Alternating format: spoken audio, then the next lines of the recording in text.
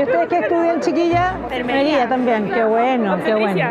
Obstetricia. Hola, mujer, ¿cómo estás? No, es que estamos haciendo un programa para los 50 años y se decidió hacerlo donde yo estaba hace 50 años atrás.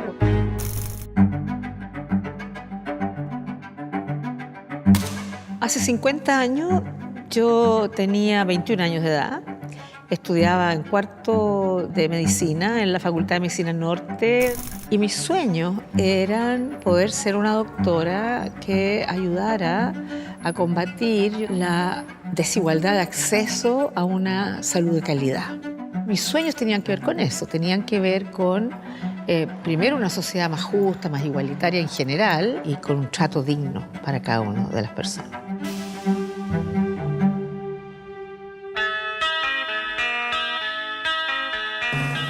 Había un grupo de nosotras que en broma nos decían, ustedes andan en pinta militante, porque andábamos con pantalones jeans o unos pantalones como de cotelé, bototo, unos bolsos grandes, esto como boliviano, mexicano, donde metíamos cuadernos, zapatos, de todo. ¿Ah? De todo por si acaso cualquier cosa. Yo sí tenía el pelo largo, el pelo bastante largo. Yo era más hipona, claro, hipona militante. Entonces era una vida muy universitaria, de jóvenes alegres, contentos, pero también comprometidos con el país. Para septiembre de 1973, el país vive un complejo y permanente estado de convulsión social. La crispación se refleja a diario en las calles entre opositores y partidarios del gobierno de la Unidad Popular.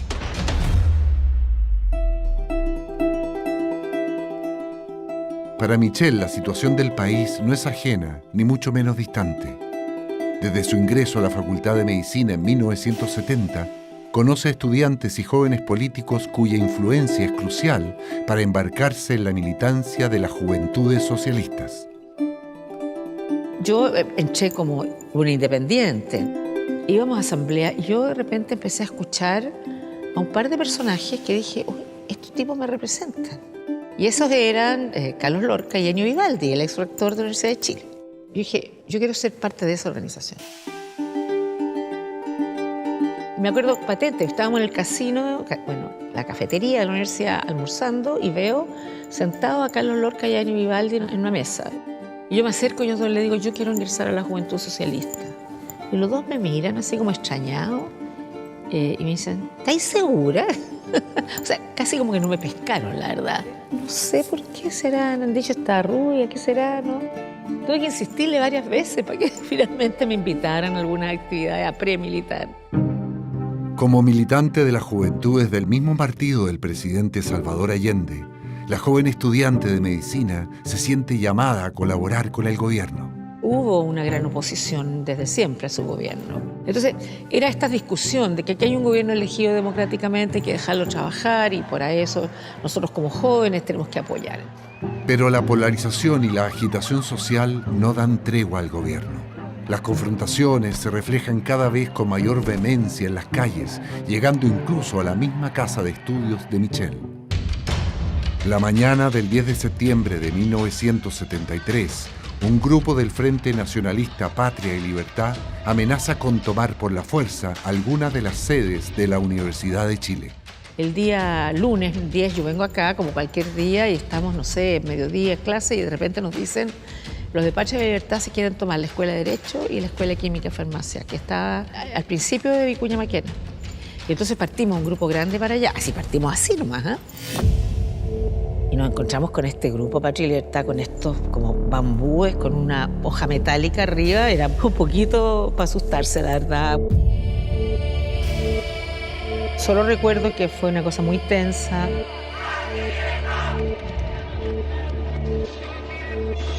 Nosotros llegamos así, tal cual, con las manos y los pies, digamos, nomás. Ellos con los palos, los otros con sus puñetes nomás. Y finalmente se logra que se vayan los Patria y Libertad. Y nosotros volvemos a la escuela nuestra. Si bien los estudiantes logran frenar la toma de la Escuela de Química y Derecho, se rumorea que los planes de Patria y Libertad son tomar la Escuela de Medicina durante la noche. Y que por tanto un grupo tiene que quedarse y yo me ofrezco como voluntaria, nos quedamos un grupo a alojar ahí. Nosotros, un grupo más chico, nos quedamos en unas oficinas que estaban como en un segundo piso en la escuela vieja. Yo creo que ahí nos quedamos un grupo como de 10 y alojamos ahí en el piso, digamos, ¿no? Era septiembre, todavía estaba un poquito frío. Solo recuerdo que estábamos muy inquietos, que podían tomarse la escuela, entonces así se hacían turnos. Gente que daba vueltas por la escuela para ver si había algo sospechoso y otros dormían y así se hacían turnos.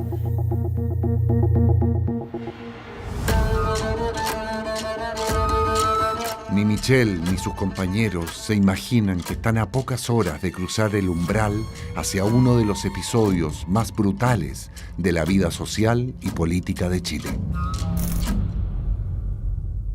Le salva el presidente de la República. Desde el Palacio de la Moneda. Informaciones confirmadas señalan que un sector de la marinería habría aislado Valparaíso y que la ciudad estaría ocupada, lo cual significa un levantamiento en contra del ejército. Entonces ahí empezamos a recibir información de que parece que hay un golpe de Estado. En todo caso, yo estoy aquí, en el Palacio de Gobierno. Pero todavía no hay mucha información. Entonces dijimos, a ver, pero empezamos a llamar a unas industrias que estaban cerca y que había gente socialista. Entonces yo llamo a una de estas empresas que estaba como una cuadra y le digo, ¿puedo hablar con el compañero no sé cuántito? Y me contesta una voz así media dura y me dice, aquí no hay ningún compañero. Eran los militares que se habían tomado las empresas, ¿no? Y de ahí yo voy a la casa de un viejo socialista que estaba en una cuadra cerca del hospital. Y empezamos a hablar qué información tienen y qué sé yo. En la casa de ellos pone la radio y escuchamos el discurso de Allende. Digan ustedes, sabiendo que mucho más temprano que tarde, de nuevo, abrirán las grandes alamedas por donde pase el hombre libre para construir una sociedad mejor. Con el corazón apretado, Michelle y sus compañeros deciden ir al hospital J.J. Aguirre, ubicado al lado de la Facultad de Medicina. Allí, cerca del mediodía, un terrible rumor recorre los pasillos. Bueno, y en un momento se dice, algo está pasando en La Moneda, entonces subimos a la azotea del J. Aguirre, unos 5 o 6 personas.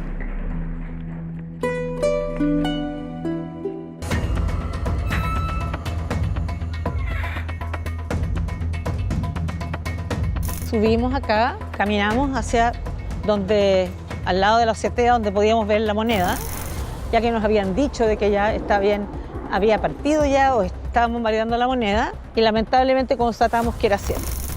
Pero nosotros los veíamos ver como que daban una vuelta por acá, seguían hacia allá y desde cierta distancia disparaban hacia La Moneda. Y después salía el humo de La Moneda, eso fue lo que vimos aquí. Eso es algo de verdad impactante, porque uno podía entender un golpe de Estado, pero la Moneda es el palacio presidencial de todos los chilenos, ¿por qué destruirlo? Entonces era una sensación, por un lado, de desaliento por lo que estaba pasando, de desesperanza, pero por otro lado de indignación, de brutalidad, de que estaban disparando contra gente completamente inocente, que no merecían eso. Pero sobre todo era porque era como el símbolo del quiebre de la democracia, del quiebre a través de una vía violenta, de algo para nosotros jamás pensable.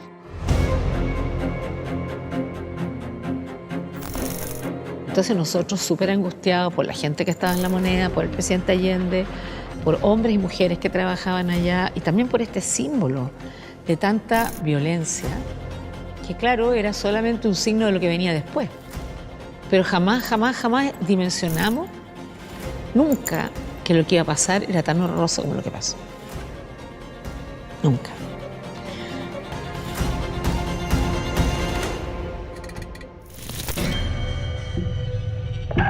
Ya confirmado lo que ocurría en el país, surge una personal preocupación en Michelle, por lo que decide hacer un llamado telefónico a su casa. No ha tenido noticias de sus padres, ambos funcionarios públicos de un gobierno que está siendo derrocado por sus propias Fuerzas Armadas. Quien contesta el teléfono es su madre, Ángela Geria Gómez, quien en esa época se desempeñaba como directora de finanzas de la Universidad de Chile. Es ella quien le cuenta que su padre, el general de la Fuerza Aérea, Alberto Bachelet, ha sido detenido en su oficina del Ministerio de Defensa. El general Bachelet encabezaba la Dirección Nacional de Abastecimiento y Comercialización y era considerado un general constitucionalista cercano al gobierno del presidente Allende. Desde ese día pasa a ser tratado por sus pares como un traidor a la patria. Aquel mundo militar que ha acogido a Michel desde su infancia comienza a derrumbarse ante sus ojos. Eso fue muy brutal y muy chocante para mi mamá, sobre todo, para mí también. El gente que había sido tan importante en sus vidas que fueran capaces de borrar todo. Es su madre quien le confirma otra devastadora noticia. El presidente Allende ha muerto.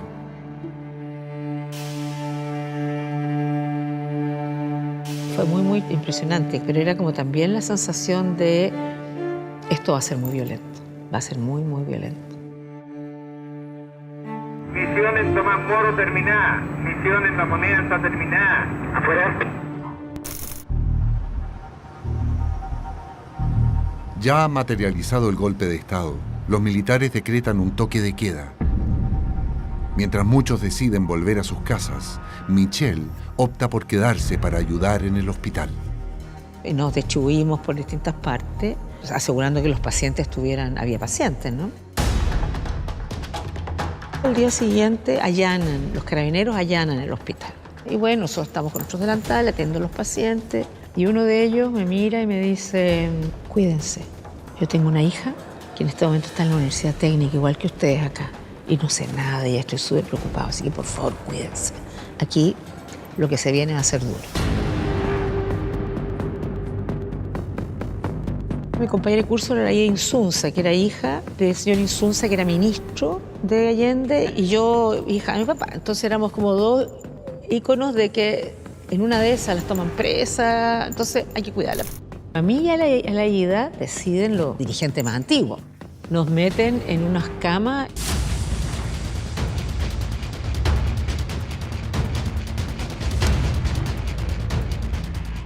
Nos hacen alojar ahí, como pacientes.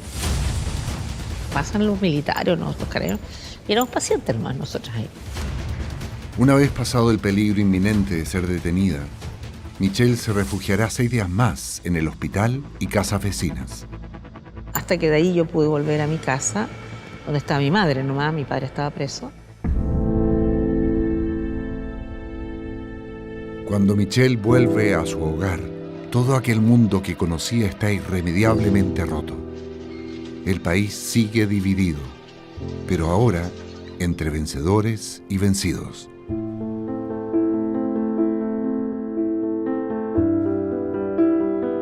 Mi mamá me contaba que el teléfono de la casa aparecía en la guía telefónica como su secretaría de aviación, entonces que había gente que llamaba a la casa denunciando al vecino, ¿ah?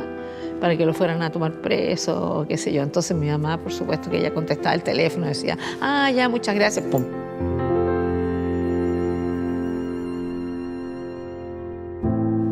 Gente que fue capaz de denunciar a un vecino con el cual vivía al lado toda su vida de una manera pacífica, tranquila. Y yo creo que esa fue una de las cosas más duras también en lo personal, porque las familias se dividieron. Madre e hija comienzan a sentir con fuerza esas divisiones. Familia, amigos y todo el mundo militar, que tan cercano era hace unos días atrás, se transforman en enemigos. Incluso aquellos antiguos camaradas militares mantienen en cautiverio al general Alberto Bachelet y lo someten a diferentes tipos de torturas. Ya no podía ver a nadie, no sabía nada de nosotros, no le decían nada, si nosotros estábamos bien, no estaban mal, casi sin comida, sin agua. Un día sale al baño y cuando vuelve encuentra una pistola en no sé, por el velador, digamos, de la pieza donde estaba detenido. La pistola no era para que agarrara balazo a los guardias, era para que se suicidara. Pero mi papá era muy fuerte, de ánimo y todo, y por supuesto no se suicida. Y lo tortura, ¿no? Lo torturan físicamente, psicológicamente, y él hace un infarto, se lo llevan al hospital de la Fuerza Aérea. El corazón del general Bachelet logra sobreponerse a aquel episodio y es trasladado a la cárcel pública de Santiago. En este lugar, y luego de meses, Michel puede visitarlo por primera vez en su cautiverio. Las visitas eran como en unas áreas abiertas, ¿no es verdad? Claro, estar ahí un ratito, además, cortito, tratar de hacerle cariño, conversar con él, pero poquito. El 12 de marzo de 1974, Michel se encuentra en clases prácticas en el hospital, cuando recibe la inesperada visita de su madre. Y yo estaba en clase, estaba pasando por cirugía. Veo llegar al jefe de cirugía con mi madre.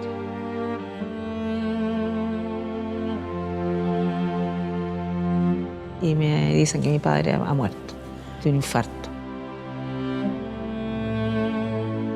La Fuerza Aérea dijo públicamente que mi padre había muerto de un infarto porque estaba jugando básquetbol y había hecho un esfuerzo físico en lo que no era efectivo. Mi papá estaba lavando los trastos del desayuno, ¿no? Estaba así tranquilamente. Y había sido con esta sesión, llamémosle tortura psicológica, el día antes. Le hablan de las cosas que le van a hacer a mi mamá, que no sé qué, y a mí. Yo creo que lo más brutal fue después que pedimos verlo en el médico legal para poder despedirnos. Lo sacan, ¿no?, en estas cajas y se estaba tan pálido, y yo le doy un beso y tan frío, que era algo que, claro, yo que había trabajado en anatomía, había estado con cadáveres, pero este era mi padre, ¿no? Y esa sensación de falta de vida fue, yo creo, una de las cosas más horribles que yo he vivido, más horribles.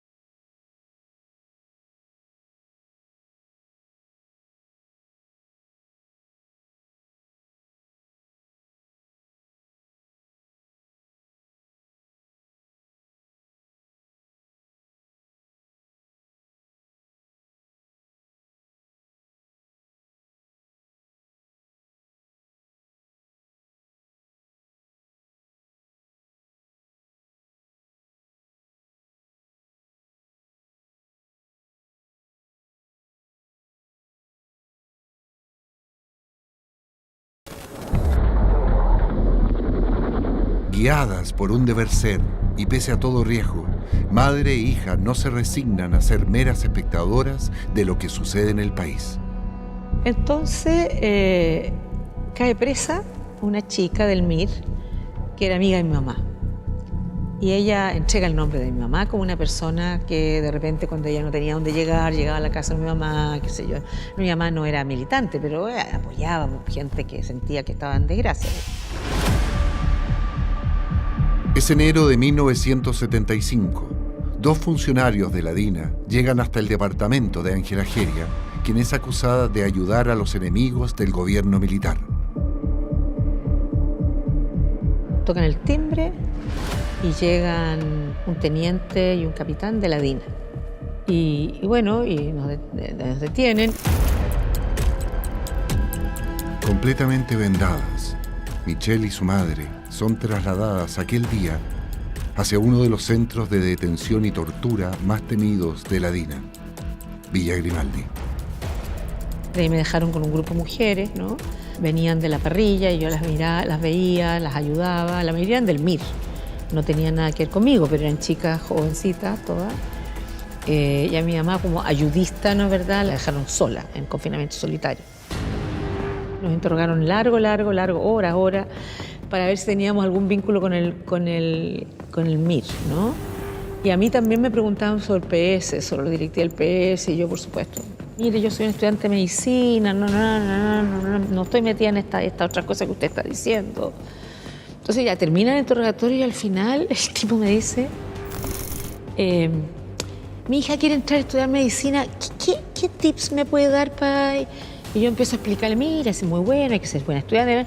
Era muy loco, era muy esquizofrénico, ¿no? Porque después que te habían hecho preguntas muy duras, gritos y qué sé yo, y decirte, a ver, ayúdeme, ¿cómo ayudo a mi hija para que entre a estudiar medicina? Entonces, había una cosa muy irreal en todo esto, muy rara. Si bien ni Michelle ni su madre fueron sometidas a torturas físicas, los agentes de la DINA aprovechaban el parentesco de ambas para intentar sacar información. A mí no me torturaron físicamente y nunca he dicho que me han torturado físicamente. Sí hubo tortura psicológica. Bueno, decir que a tu madre le estamos haciendo esto, a ti te vamos a hacer lo otro, la próxima que vas para allá eres tú, decirle que si no decía tal o cual cosa, si no entregaba a tales y tales personas que ella puede conocer, que a mí me iban a matar, a fusilar, en fin, etc. Durante todo el tiempo que permanecieron detenidas en Villa Grimaldi, madre e hija nunca tuvieron la oportunidad de verse. Nosotros estábamos con la ropa con que nos habían tomado presas y por lo tanto en algún momento nos permiten lavar ropa y dejarla remojando en una tina para que se soltara un poquito y se lavara. Y mi madre me cuenta después que entra hasta el baño.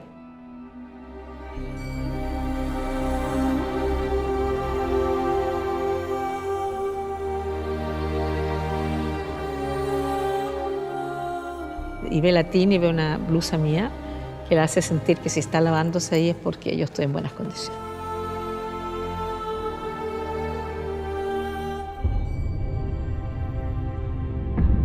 Cuando lleva casi 10 días en Villa Grimaldi, Michelle es llamada a un nuevo interrogatorio. Y de repente llega alguien, pero yo no le veía la cara. Empecé a interrogar. Y yo no recuerdo por qué me di cuenta que era el Mamo Contreras. Porque él era el que estaba a cargo de la DINA. Entonces al final dijo, no, esto es nada, así que ya, llévenselo nomás. Por la respuesta que yo le di, dijo, no.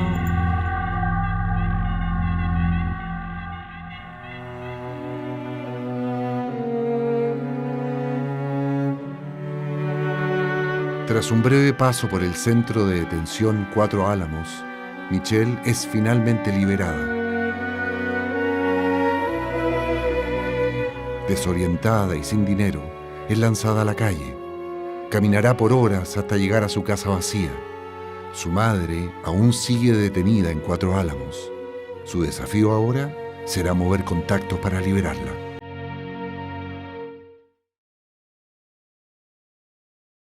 En febrero de 1975, Ángela Geria es expulsada de Chile. Después de más de un mes incomunicada, es llevada hasta el aeropuerto Pudahuel por personal de investigaciones. Allí se encontrará por primera vez con su hija. Si bien Michelle no quería abandonar el país, finalmente decide acompañar a su madre.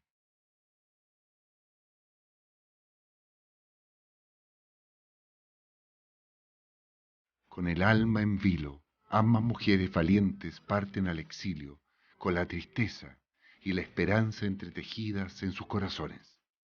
Alivio y dolor. Mal que mal era nuestra patria, en la cual no queríamos irnos, pero lo que habíamos pasado era bastante fuerte, así que un tiempo podía ser bienvenido también. Y además ver a mi hermano, que no lo veíamos desde hacía mucho, mucho tiempo. Australia es el primer destino donde vive su hermano, Bettino. Poco tiempo después, Michelle y su madre se trasladan a Alemania. A la República Democrática Alemana, donde estaba la sede central del Partido Socialista, y por eso yo me fui para allá.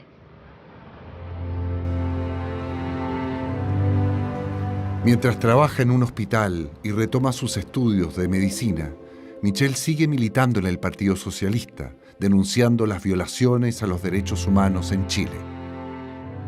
Poco después, conoce a Jorge Dávalos, un estudiante de arquitectura, también exiliado, con quien se casa y tiene su primer hijo, Sebastián.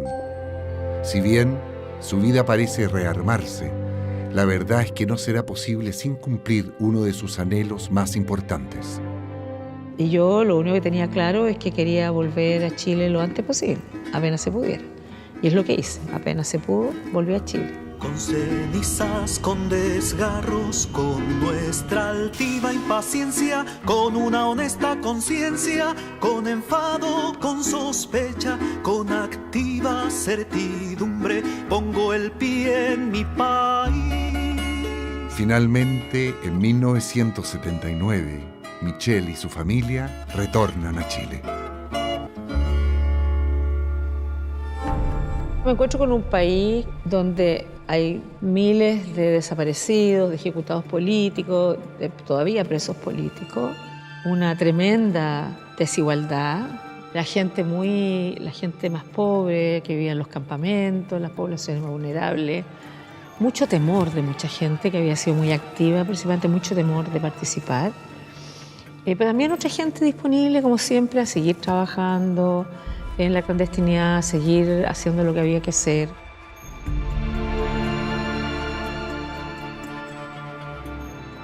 Pero pronto es un país que empieza de a poco también a manifestarse, ¿no? A buscar formas de encontrarse. Pese a los dolores del pasado reciente, Michel no está dispuesta a cesar en su lucha. Trabajará como médico en una ONG de protección a la infancia dañada por la dictadura. Y años más tarde, sin ser una figura pública aún, celebrará en medio de la multitud, como una chilena más, la llegada de la democracia. Estos 50 años tienen que servir para que las nuevas generaciones conozcan y no cometan los mismos errores que se cometieron antes. Yo siempre he dicho que yo puedo aceptar errores, pero no horrores, ¿no? Es muy distinto errores que horrores. Entender que la patria no es la propiedad de unos pocos, somos todos, con toda nuestra diferencia, nuestras distintas perspectivas, nuestros distintos sueños. Porque si no, el riesgo de generar de nuevo un espacio altamente odioso, un espacio altamente excluyente de uno sobre otro, creo que es un riesgo que tenemos que evitar, porque sabemos a dónde nos llevó en el pasado. Muy impresionante estar de vuelta aquí en esta azotea después, 50 años después. Ha cambiado mucho los negocios, pero el resto, claro, el mismo hospital con sus estacionamientos, con su gente, pero en paz y democracia.